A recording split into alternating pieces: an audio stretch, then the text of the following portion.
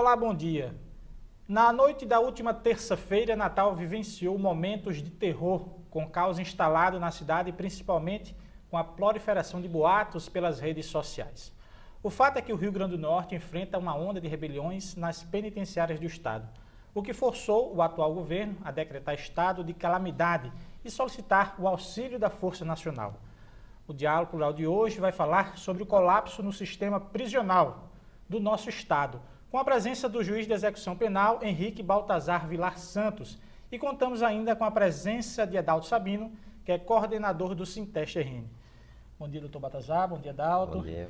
Doutor Baltazar, esse colapso no sistema carcerário não só, digamos assim, um privilégio do Rio Grande do Norte. Nós tivemos no passado o Maranhão, que também saiu em rede nacional, São Paulo já saiu isso.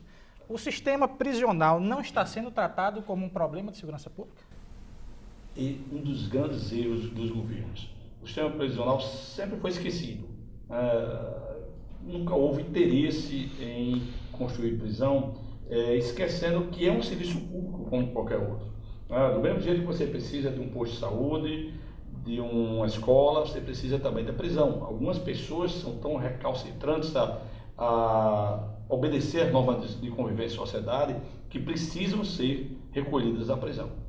Infelizmente, os governos não têm entendido isso e, em sequência, também não têm entendido que a prisão é necessária para a segurança pública. Que não adianta você prender e não ter onde colocar. Você tem que ter onde colocar. E depois, quando colocando, você tem que saber tratar o preso para quando sair, ele pelo menos tenha oportunidade de sair melhorado, de sair ressocializado, né? Porque isso depende muito da vontade dele, mas pelo menos ele tenha oportunidade para isso. Adalto. Bom dia, doutor Henrique. Com tanta falta de infraestrutura hoje nos presídios, a gente percebe que a saúde também fica de lado. Com isso, os presos adoecem, né? Qual é a doença que tem o maior índice hoje dentro dos presídios? Olha, tuberculose é uma doença muito existente. Também essas doenças de pele, né? E muitas são contagiosas, né?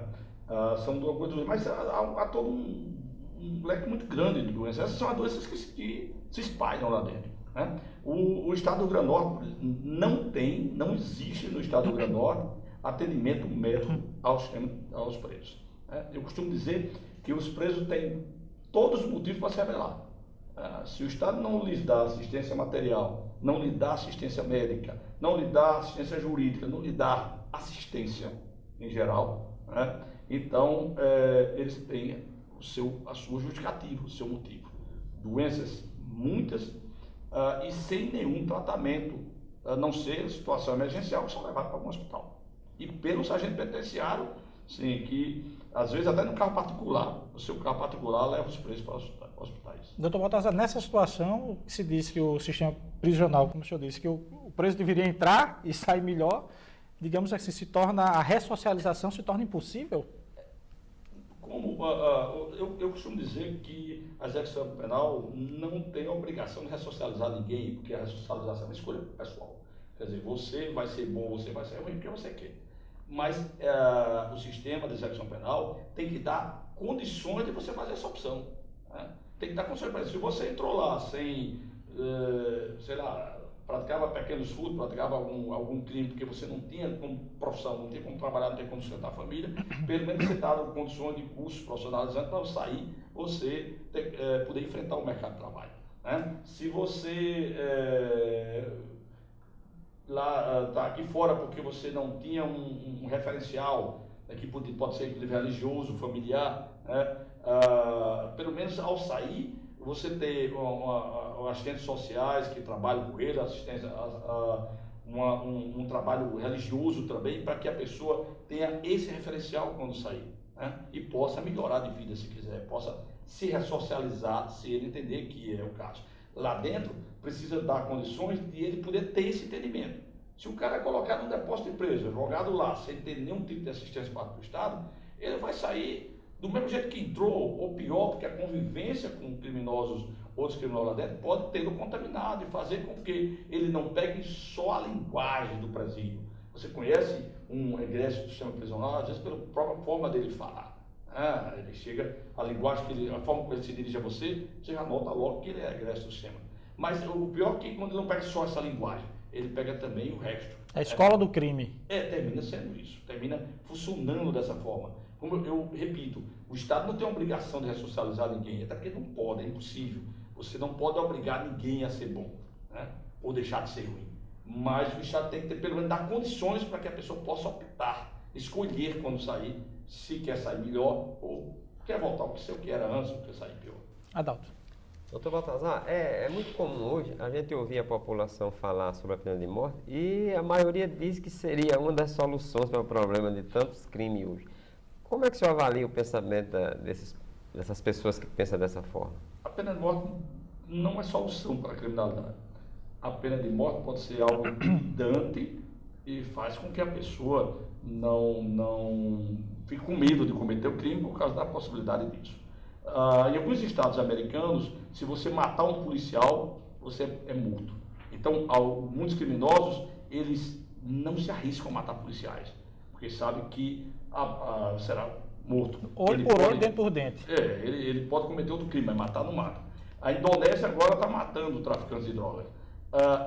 O sujeito vai pensar várias vezes antes de levar droga para a Indonésia. É melhor trazer droga para o Brasil, porque aqui não o traficante, e a pena é ínfima, a pena de traficante por trás do Brasil. O sujeito é pego com 100 quilos de cocaína e pode passar 2 anos só na prisão, né? Então as pessoas vão fazer esse balanço de risco, mas ela não resolve.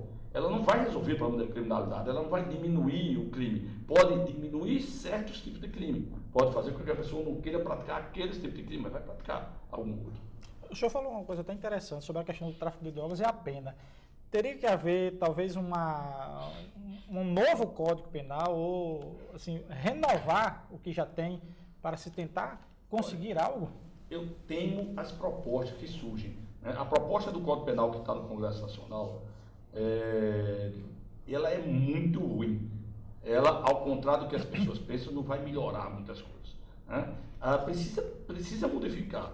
Eu acho até que pode modificar com o sistema atual sem precisar acabar de vez o código, teria que melhorá-lo. O problema é que o nosso sistema legislativo é tão emperrado, tão lento, que acaba não conseguindo fazer isso. O Judiciário, nos últimos 20 anos, tem apresentado ao Congresso Nacional propostas para mudar o Código de Processo Penal. E tem mudado alguns pontos do Código de Processo Penal que o melhoraram em algumas coisas, né? Mas emperra, não anda, não passa num certo momento. Então, o Congresso Nacional precisava trabalhar melhor isso, mas como eu disse, o risco de mudar é que às vezes nem toda mudança é para melhor, algumas mudanças terminam sendo para pior, porque vou mudar para ser melhor, mas melhor para quem? Para mim ou para você? Talvez até alguns congressistas tenham medo de mudar e recorrer na mudança que está fazendo. Nós vamos para o nosso primeiro intervalo de diálogo plural e eu já deixo uma perguntinha para o Dr. Baltazar responder no próximo bloco sobre a situação, quantos presos há aqui no Rio Grande do Norte e qual o déficit que a gente tem na população, dos cárceres, né, da prisão aqui no estado. Nós voltamos em 30 segundos, continue aí.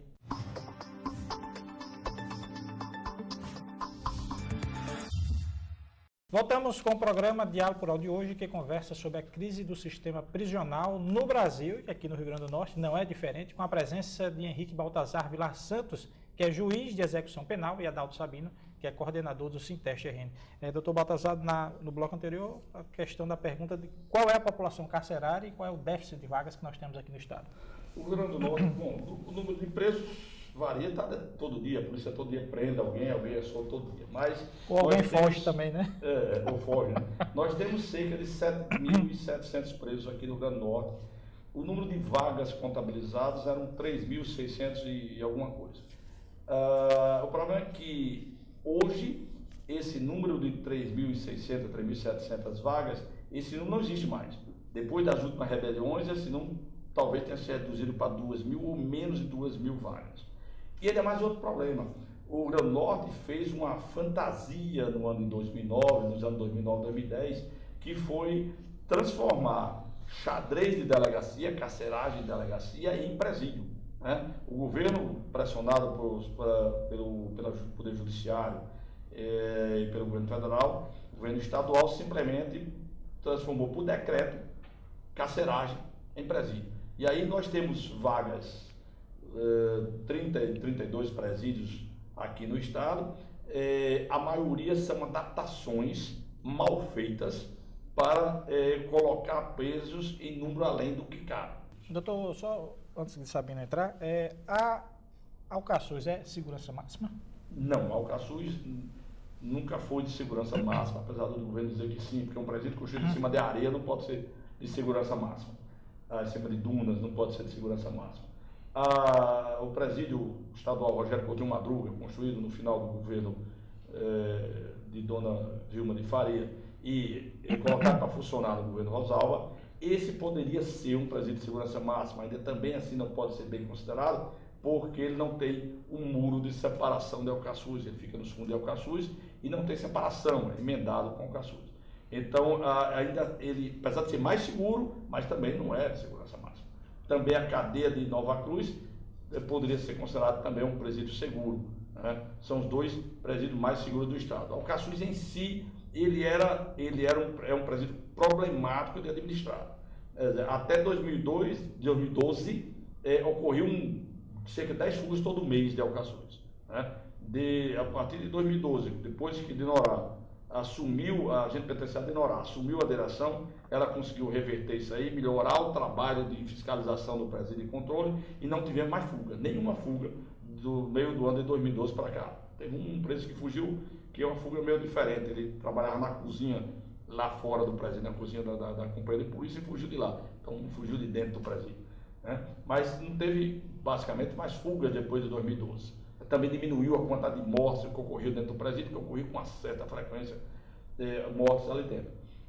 Melhorou bastante a situação e agora, com essa destruição quase total da parte interna do presídio, nem sei como é que isso vai ficar. É por isso que eles estão querendo tirar Dinorá? Eu penso que não estão querendo tirar Dinorá por esse motivo. Porque eles sabem que tira ela e pode assumir outro diretor que tem o mesmo perfil. É como realmente aconteceu até recentemente. Dinorá aconteceu para ser coordenadora, o agente Ivo assumiu a direção do presídio e teve o mesmo perfil. E também não aconteceu fuga da administração dele. E também ele tinha um controle sobre o presídio. A palavra de ordem lá de tirar Dinorá, na verdade é para mostrar força. Para mostrar que quem controla o sistema são eles. Tá? No momento que ele tira um diretor, ele mostra, nós mandamos. Né? Os presos mostram que mandam no presídio. Não é o Estado que vai mandar aqui, porque a gente escolhe quem é o diretor. A gente escolhe botar o diretor para fora. Então, isso é uma questão de poder, de demonstração de poder. Adalto. Dr. Baltazar, nós sabemos que são muitos os problemas no sistema prisional hoje do país. Qual o maior problema ou os maiores problemas nesse sistema hoje? Superpopulação. Nós temos no país inteiro um déficit de cerca de 250 mil vagas para o número de presos que já existe. Infelizmente, nós temos, e eu digo esclareço infelizmente, nós temos no Fundo Penitenciário Nacional, que é uma conta que o governo federal tem, que recebe dinheiro de multas aplicado pela Justiça e também 3%, 12 ou 3%, não lembro agora, de todo o dinheiro da aposta feita em qualquer loteria, quando você joga na Mega Sena, você está dando contribuindo para esse fundo. Esse fundo tem mais de 4 bilhões de reais em caixa. E está lá no governo federal contingenciado, sem que o governo federal o utilize com seu objetivo principal. Esse fundo poderia ser utilizado para construir presídios em todo o país. Pelo próprio custo que o governo federal calcula de uma vaga, né, o preço para construir uma vaga em presídio, que eles calculam entre 30 a 35 mil reais, você teria condições de construir quase 150 mil vagas. Então, esses déficits de 250 mil vagas reduziria para 100 mil. Né? Era déficit ainda, mas já amenizava o problema. Mas o governo federal simplesmente contingencia o dinheiro e não libera para as construções. E quando libera a conta-gota com um monte de dificuldades. Por exemplo, ao Grande Norte foi concedido em 2013 24 milhões de reais para construir 2 presídios que custariam, naquela época custariam 32 milhões de reais. O Estado teria que entrar com cerca de 8 milhões de reais. Contrapartida do Estado. Hoje, a contrapartida do Estado teria que ser 10, 11 milhões para construir esses 2 presídios, pela alteração dos custos. E o governo deu esses 24 milhões. Então, o governo dá um valor, exige uma contrapartida alta que alguns estados não têm condições de pagar. Não tem condições de... Então, o dinheiro está lá, o dinheiro é nosso. O dinheiro que o governo federal recebe é de cada um, é meu, é seu, está no nosso imposto, é no nosso jogo lá quando a gente joga na loteria. Né? Mas, infelizmente, o governo fica com ele em caixa, ao invés de utilizá-lo para o fim a que se destina. Aí o DEPEN vem aqui para o Rio Grande do Norte, o representante do DEPEN diz: não, nós vamos trazer 450 mil reais em equipamentos agora para o Rio Grande do Norte em 120 dias. Em câmeras, em detetor de metal, essas coisas lá para controlar o presídio. 450 mil reais que havia sido prometido para o ano passado e não foi liberado. O governo tem mais de 4 bilhões nessa conta, que vai liberar 450 mil reais, e 2 anos atrás liberou 24 milhões. Isso é uma falácia, não há interesse do governo federal realmente em resolver. E o governo estadual, bom, pode resolver? Ele pode. Governar, eu sempre costumo dizer, é definir prioridades. O governo estadual poderia definir a prioridade. Bom, nossa prioridade vai ser resolver esse problema do sistema prisional. Vai ser forçado pelas circunstâncias. Vai ser forçado pelos motivos dos presos a dar essa prioridade. O senhor acha que o governo poderá ceder nessas reivindicações dos presos? Se ceder, perde o controle. Se ceder, está se rendendo aos criminosos. O Seduc e Caicó havia um motim de adolescentes lá, inclusive com reféns. A polícia militar entrou, resolveu. Acabou o motim, resolveu todo o problema. E o governo não está sabendo ainda, não está conseguindo ainda resolver o problema dos presídios. Pode resolver, pode nesses próximos dias, ou até quando o programa é transmitido, ele pode já ter resolvido. Mas até agora o governo tem mostrado falta de coragem de enfrentar esse problema. Bom, nós vamos para o nosso segundo intervalo e nós voltamos daqui a pouco, daqui a 30 segundos, falando sobre a questão do sistema carcerário aqui no Rio Grande do Norte. Não sai daí.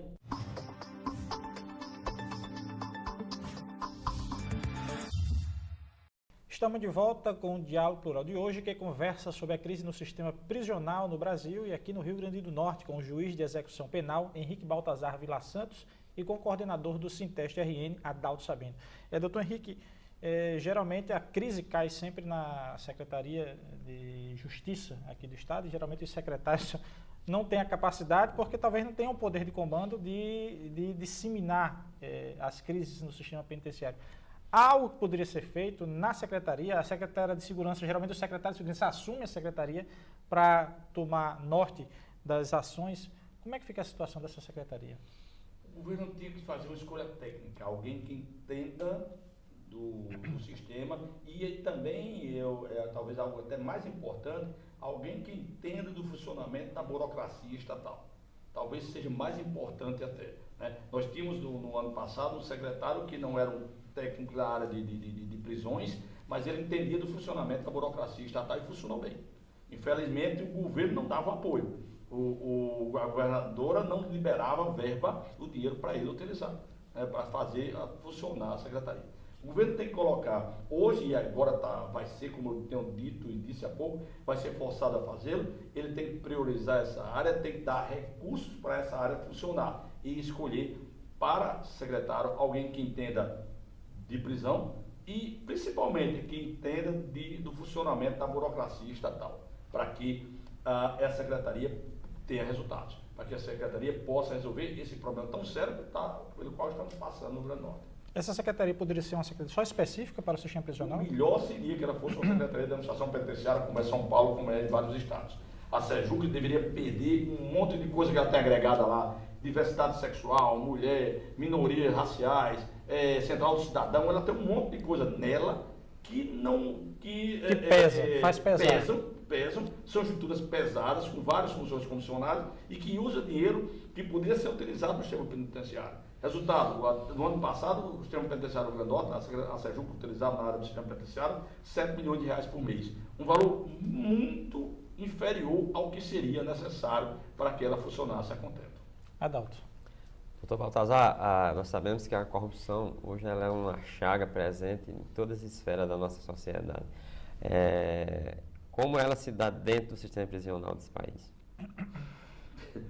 Essa é uma pergunta difícil. Difícil de responder. Bom, no sistema penitenciário está sempre presente. Por quê? Tem preso com dinheiro. Ao contrário do que as pessoas apregou por aí, não, quem é preso É liso, é liso, pobre. preto, pobre, prostituta, tal, esse discurso, apesar desse discurso, na verdade tem muito preço com muito dinheiro. Tem grandes traficantes de droga presos, tem grandes assaltantes presos, tem pessoas que têm patrimônio muito alto, né? A franquia do crime junta muito dinheiro. O PCC tem uma mensalidade de cerca de R$700, não sei como está agora, mas no ano passado era R$700 a mensalidade que cada membro do PCC pagava todo mês. E pagava em natura, em dinheiro, em espécie, né? Ou pagava através de rifas, obrigando-se a seus familiares a comprarem rifas para você. Mas tem que recolher R$700 de cebola, como eles chamam, todo mês. O sindicato RN, o valor era menor, recentemente era em torno de R$400, mas também tem que pagar todo mês. Então, a franquia que se tiver, dizem, 5, 10 mil filiados no todo o país nessas franquias, imagina o quanto eles não estão recebendo todo mês de dinheiro. E tem esse dinheiro para contratar pessoal, inclusive advogado para trabalhar para eles, tem dinheiro para financiar a fuga, tem dinheiro para financiar a corrupção. Então, há dinheiro nos presídios para isso. Então, alguns servidores públicos, infelizmente, são corruptos. É da sua natureza, são corruptos.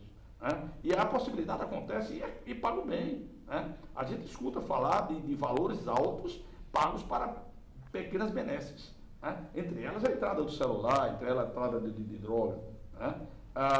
Então existem vários casos desses que são comentados do sistema penitenciário, comentados pela inteligência do sistema penitenciário. Na verdade, infelizmente, não investigados como deveriam ser, mas comentados. Né? A corrupção ela é extremamente nefasta em qualquer campo, e no sistema penitenciário é muito nefasta, porque ela causa problemas para todo o resto da sociedade. Os celulares não nasceram dentro do Brasil. Costumo brincar dizendo que o melhor terra que existe é a terra de cadeia. Que brota tudo. A gente vai escutar o preço, sempre acham celulares no chão. Quando ele pega com o celular e diz, eu achei ali, deve estar nascendo ali no chão o celular. Né? Qualquer revista que se faz, vou até dizer aí desse motivo que está acontecendo agora, os preços de WhatsApp lá dentro do presídio mandando vídeo para todo lado, né? Pelas redes sociais. O celular não nasceu dentro do presídio, foram colocados para dentro. Dentro do corpo, não estamos entrando no corpo das visitantes. Entra droga no corpo das visitantes, entra um celular, uma coisa ou outra dentro do visitante. Mas facas desse tamanho que são prendidas dentro do presídio não entram dentro do corpo de ninguém. Né? Pacotes de 1 quilo de droga não entra dentro do corpo de uma pessoa.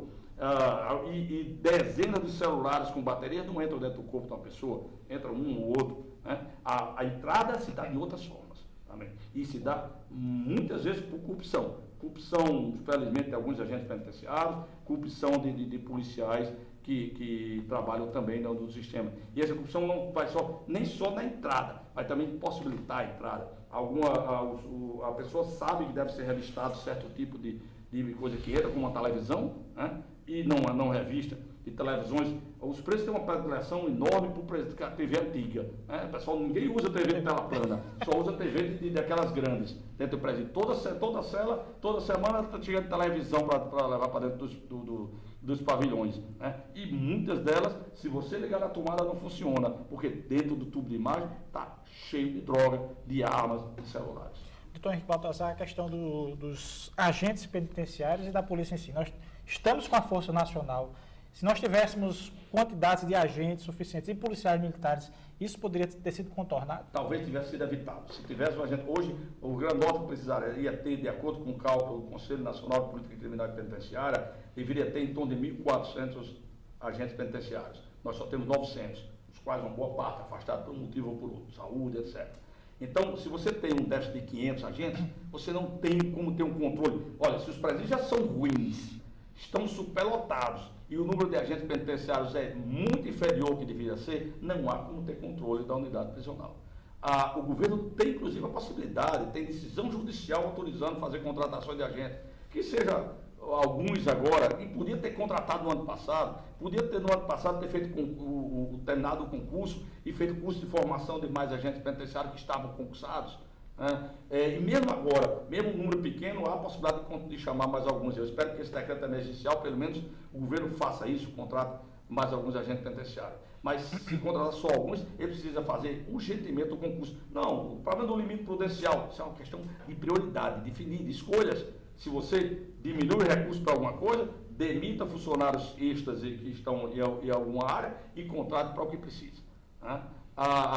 Você vê em vários tipos de setores do serviço público, gente sem trabalhar, né? Ganhando sem trabalhar. Gente sobrando em algumas áreas do serviço público, enquanto em outros que são extremamente necessários para a sociedade e não existem servidores. Adalto. Doutor Baltazar, com uma possível reforma no sistema penitenciário brasileiro, o Código Penal brasileiro teria que ser também modificado? Sim, a execução penal, uma parte dela é tratada dentro do Código Penal. Essa parte de progressão de regime, tem muita coisa que é tratada dentro do Código Penal. Essa parte, evidentemente, teria que ser alterada. E as propostas da reforma do Código Penal, na parte de execução penal, não são ruins. Não são propostas boas. Que eu vi o projeto, na parte de execução penal, as propostas são boas e melhorariam o sistema, mas piorariam se o governo não utilizar recursos para construir presídios. O pessoal fala, você vê nas redes sociais, país tal está fechando presídios, Holanda está fechando presídio, tal país está fechando.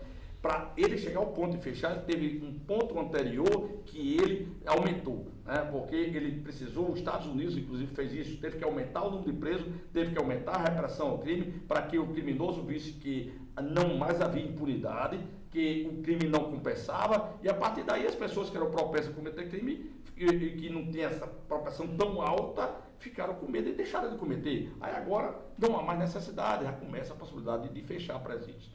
E isso precisa ser entendido. O problema é que o pessoal faz um discurso idiota colocado por um cineasta num filme bobo, como se tivesse sido partido de um deputado lá do Rio de Janeiro, e um discurso que leva como se fosse uma coisa real, que o discurso não tem o menor fundamento. Não, a progressão, o aumento geométrico do número de presos vai levar toda a população logo estará presa. Esse discurso não existe, porque chega um certo ponto em que as pessoas que praticam são tendentes a praticar crime, vão deixar de praticar. Né? Então nós não temos um percentual tão grande da população como criminosos. É pequeno esse percentual. Infelizmente, utiliza um discurso fajuto para defender uma política do governo. Doutor Baltazar Henrique, juiz de execução penal, obrigado pela sua presença aqui no Diálogo Rural.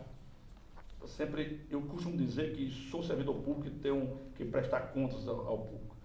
Perguntaram-me ontem, os criminosos querem sua saída da execução penal. E eu digo, eu não tenho contas a prestar a criminoso. Eu tenho contas a prestar à sociedade, que a sociedade é que dá ao Poder Judiciário o poder de decidir, o poder de fazer esse trabalho. E eu tenho contas a prestar, então, a essa sociedade que me dá esse poder como membro do Poder Judiciário. Eu agradeço também a oportunidade que foi dada. Adalto Sabino, diretor do Sinteste, obrigado também pela sua presença aqui no Diálogo Rural. De agradecer a presença do doutor Henrique Baltazar pelo brilhante bate-papo que nós tivemos aqui a respeito de um assunto que está em evidência no Rio Grande do Norte.